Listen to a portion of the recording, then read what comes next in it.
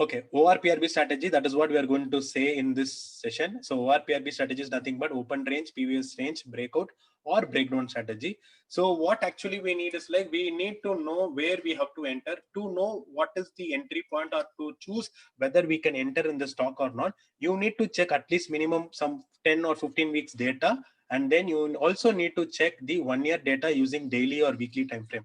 So why you need to choose check the previous week data or previous year data is like to know whether the stock is in uptrend or in a downtrend or in a sideways nature, and also to know whether the stock is at a support zone or at a resistance zone. So based on that, we will be able to know whether to choose an entry or whether to select the stock or not. And then exit criteria. For entry, there is only one concept, but for exit it is going to be two concepts. One is like stop loss and one is like target. Stop loss for basic or beginners, what I would suggest is like keep 0.5% or 1% of stop loss. So why I give the percentage of stop loss as 0.5% or 1% is like so that your loss will be limited, so you can sustain in market. And target, it's up to this people mindset to keep the target. They basically keep support or resistance, I basically trail my profit. So breakout candle or the breakdown candle, it is going to be the criteria wherein which once after the breakout or breakdown candle is formed, then only you will be entering the trade.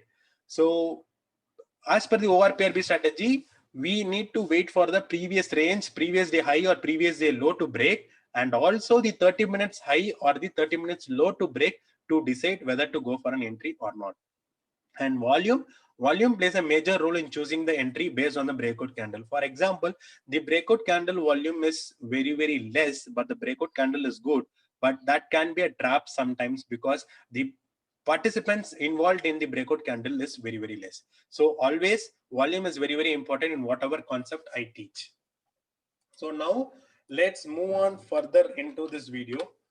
So what are the examples I'll be covering, or what are the things I'll be covering in this thing is like breakout, breakdown trade, how a breakout trade you have to take and how a breakdown trade, both are very similar. So I'll be covering most on breakout only. And then consolidation chart, how to consider a consolidation chart, whether to take an entry in a consolidation chart or not.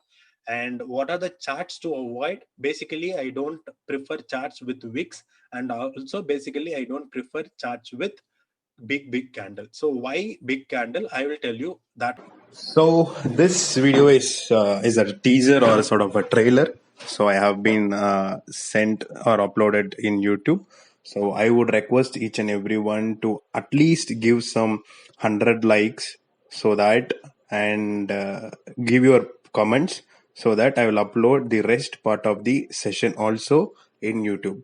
So this is a small request only, just 100 likes. Thanks guys.